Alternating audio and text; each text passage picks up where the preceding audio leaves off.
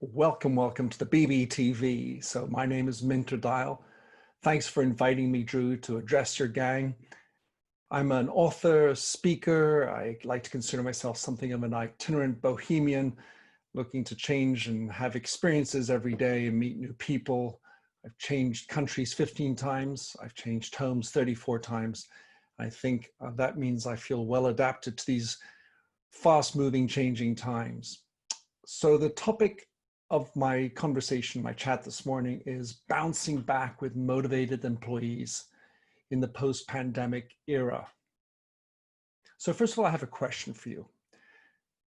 Think hard about what's the biggest thing on your mind? What is weighing down on the top of your head here? Whether you're a business executive or an entrepreneur, a teacher, or unemployed, whatever your position might be, what is the biggest thing on your mind? Is it a personal or a professional thing?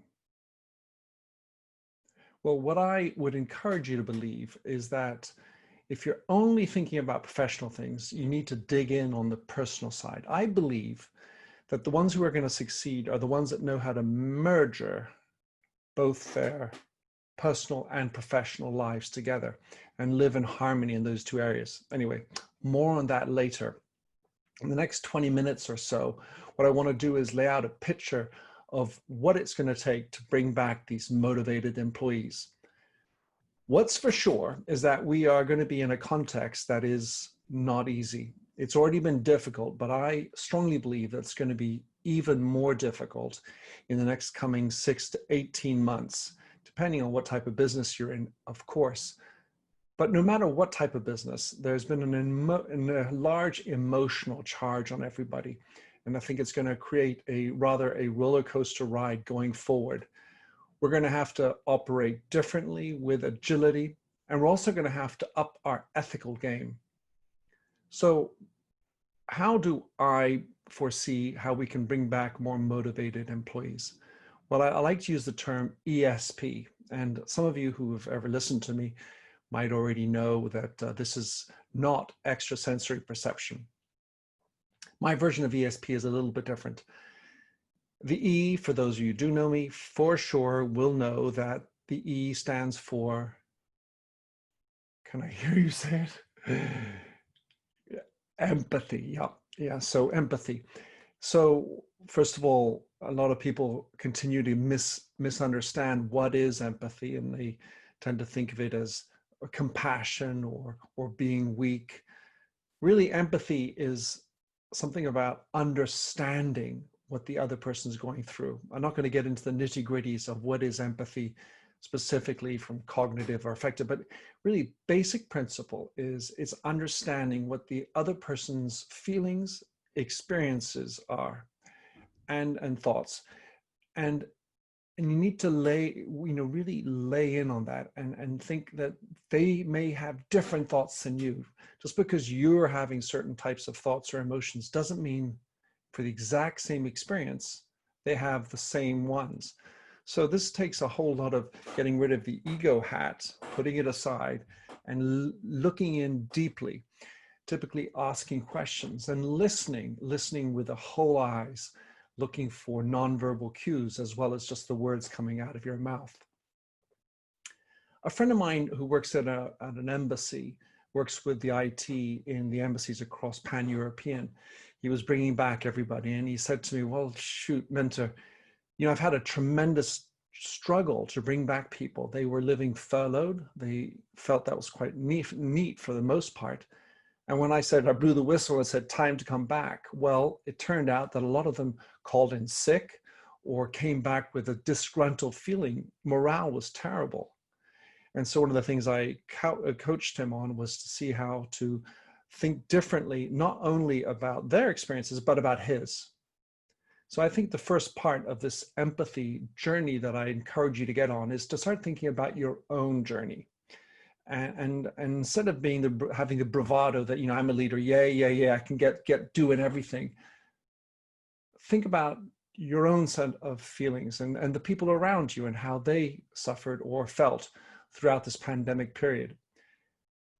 If you're brushing aside your emotions and saying, yeah, I just got to get through this, the chances are that will rear its ugly head a little later, especially in the way that you deal with yourself and with your employees or your colleagues as you go forward. So with regard to empathy, think very profoundly about yourself. And then, of course, you really need to think through your employees. A friend of mine was saying, oh, this has been the glorious time. I've had so much time with my kids. My gardens never looked better. I loved walking my dog, and I've had a good time working because I get to work in an environment where I've got a beautiful view outside. Well, I don't, but they did. And they've got their plants around them. And I said, well, yeah, but that may not be the experience of everybody. In fact, there are a lot of people who have had other experiences where, for example, there may be building happening, or they don't have a specific room that they can use for as an office, or their child is just been born and constantly crying and it's hard to concentrate, or they have worse, marital challenges, abuse, or so many other things. So it's very possible that some of your other colleagues and employees might have had a bad experience. So just because you had a good one doesn't mean they've all had one, especially since, and I talk for myself, more of a privileged environment, and I had maybe the tools and the ability to manage through it better. For others, it has certainly been difficult. So you're going to need to make sure you go in and ask questions, not sort of, hey, how you doing? But how are you feeling? Be more intentional about it. Have the time to listen deeply and think through things. Don't just jump in, interrupt. Don't overlay your own thoughts. Don't just say, hey, you'll get over it. Allow them to say, it's not okay. It's really okay not to be okay. So these are some of the things you're going to need to do, and do it case by case, and be very careful about the types of conclusions you may be jumping to with regard to certain people that you might have thought would do fine or come from a certain type of background. Everybody could be feeling different types of experiences. No one is immune from feeling bad or having any sad feelings. Besides which, no one's immune for having had someone feel unwell, if not die, during this pandemic. So we have to be a lot more careful, spend the time, invest the time in making sure you listen to the people around you. You also need to do the same thing with your other stakeholders, and of course with your clients, because a lot of your clients will be having different types of experiences. Also, they may be thinking, I don't want to work at the office anymore. So you're going to have to think through carefully how you're going to operate with them going forward. Are they open? When are they open? How are they going to be open? I mean, and this is all beyond just the, understanding the rules, protocols, and processes you need to put in place to allow for a safe environment.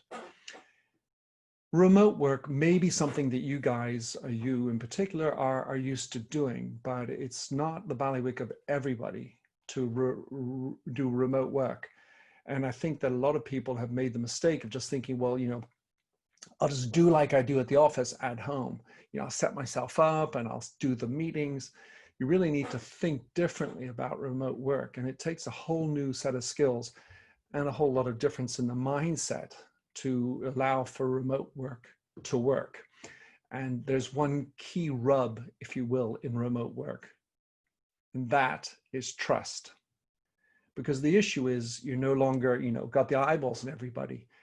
And when, in the absence, the problem is doubts crop in. And so this can be true of your colleagues who are thinking of you just as much as you thinking about them. So it's very easy to break down lines of communications and trust. So this is where your investment in time in being more empathic with your individuals that you're working with, by the way, including yourself and your spouse and your kids, will be beneficial to you. So that's really about the notion of empathy. But I wanted to give one practical tip because I like to give it, in the end of the day, work is your network. You're as strong as your network. I like to believe, but there's so many people are getting it wrong in networking. Just because you can doesn't mean you should. For example, connecting on LinkedIn. My goodness, it's about, I don't know, 5 a day I receive LinkedIn connections, and the vast majority of them are from people I don't know. Then there are the occasional ones that write in, hey, Minter, I see you have a great network. I'd love to be part of it. Really? Oh, that's nice. Thank you. But what's in it for me? Uh, so the point here is not to say that I'm almighty and all this. It's really to think through how you're connecting with people and what's in it for the other person. Because in the end of the day, you need to give before you get. And if you think through how the person who's receiving it will be receiving it, not only just what's in the content, but the time, the method, and what's in it for them, then there's a better chance that you will create a stronger bond with that person. So this is just another exploitment of empathy and thinking through the person who's receiving it. Do some homework, connect importantly, not just randomly or getting quantity. It's really all about having quality in your network, and empathy is a great way to get it. So the E is empathy. The S, anyone guess? What can you say it is? If there's a chat, maybe you can throw it in there and we'll see who got it right. Well, the S for me stands for sleep. And it's remarkable that we don't talk about sleep enough at work. It's as if everything that's personal, deeply personal, is off bounds. I mean, of course, I'm not asking you to tell me about your sex lives, but sleep. How did you sleep? In the end of the day, it's remarkable that sleep has such an impact on the way we feel, our productivity during the day. And yet we don't really spend enough time invest in making it work. So there's the practical elements like learning about it, learning about sleep. There's a lot of academic research. I highly recommend you read the book Why We Sleep by Matthew Walker.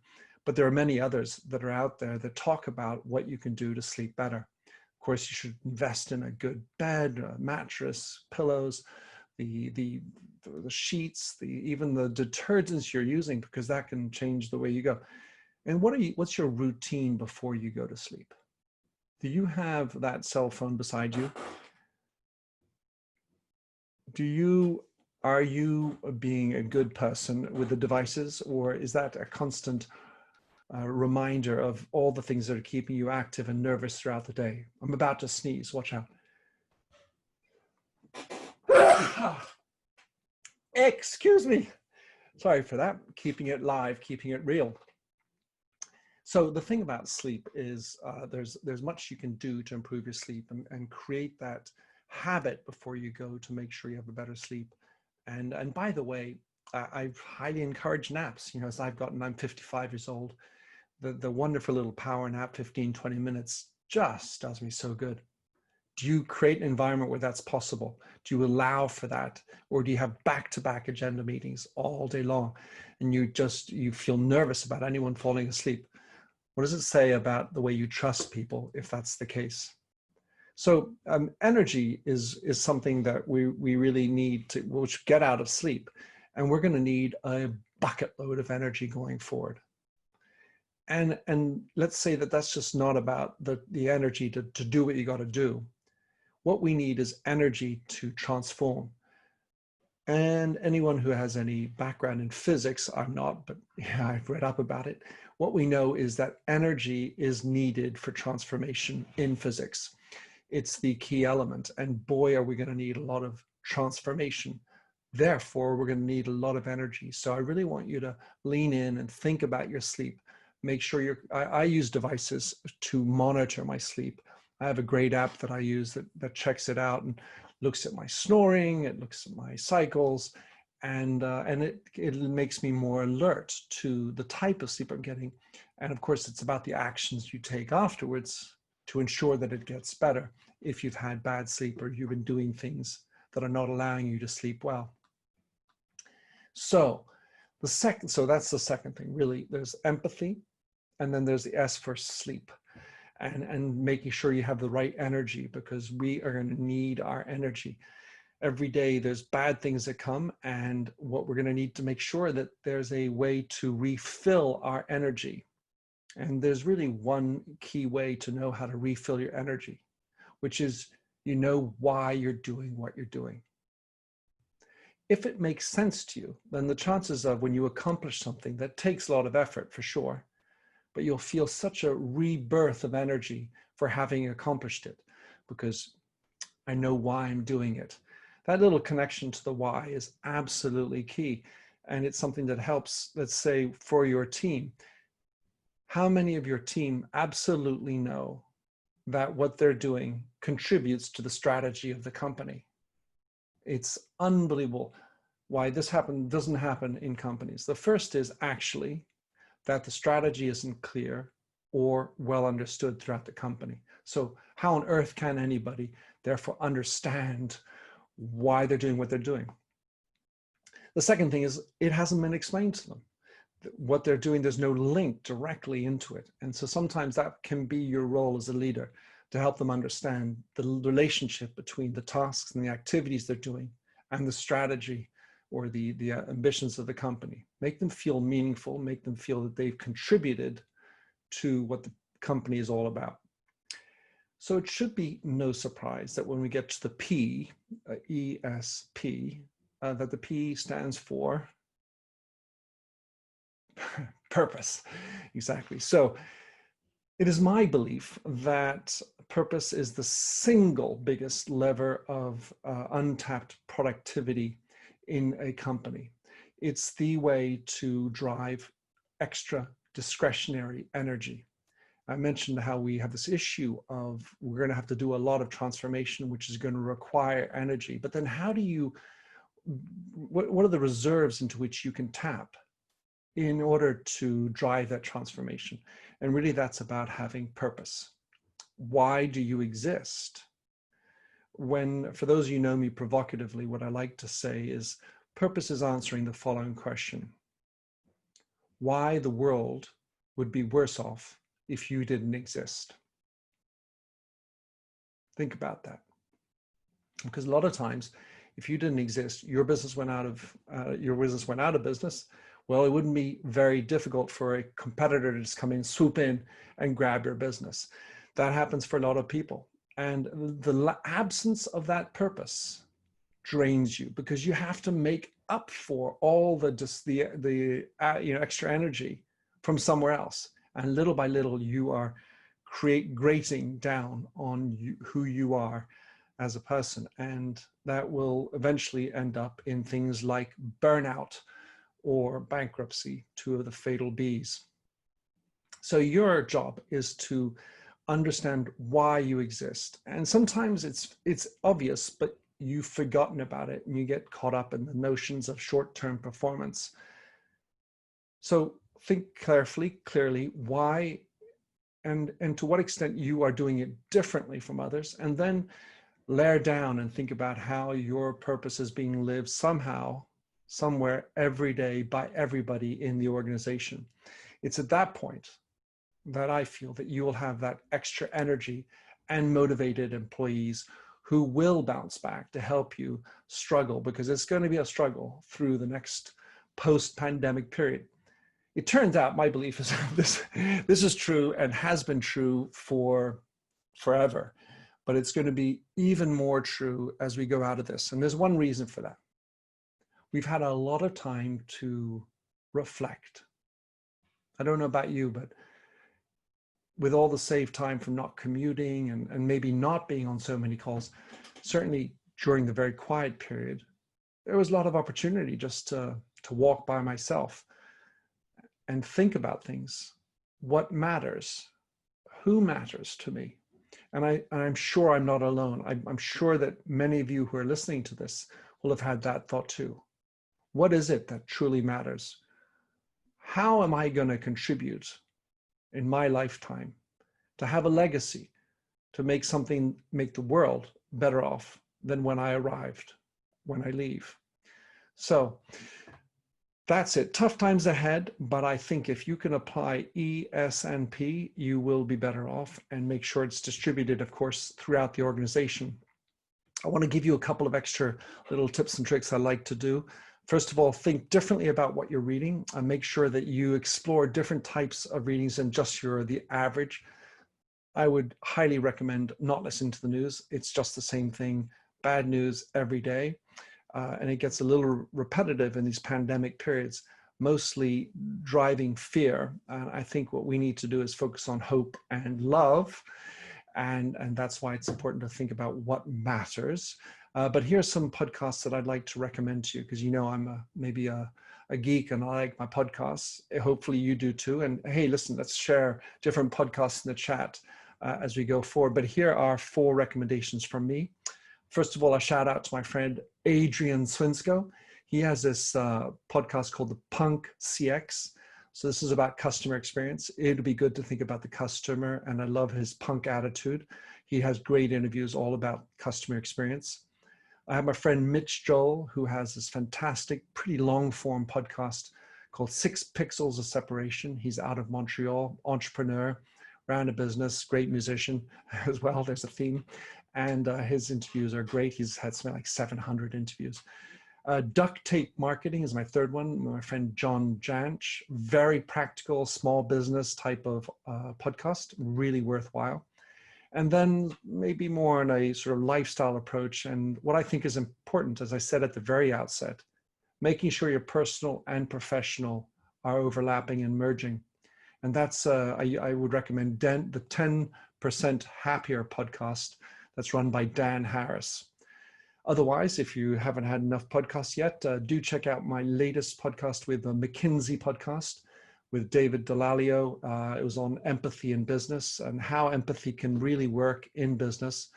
Then, of course, be happy if you'd check out my book, Heartificial Empathy, plenty of empathy in business in there. For those you don't have an idea, Futureproof, it's still worthwhile. The first chapter is all about meaningfulness, which is really all about adding purpose into your business. And that's a great way to future-proof your business. And as I said, life is personal and professional. So I can't go without plugging my personal story. It's a story about my grandparents in the Second World War. It changed me, and hopefully it can change you. Reading a good old biography. By the way, reading good biographies, a great way to have develop your empathic muscle. So there you have it. Hope you have enjoyed this. I look forward to continue the conversation just now. Tally ho, ESP.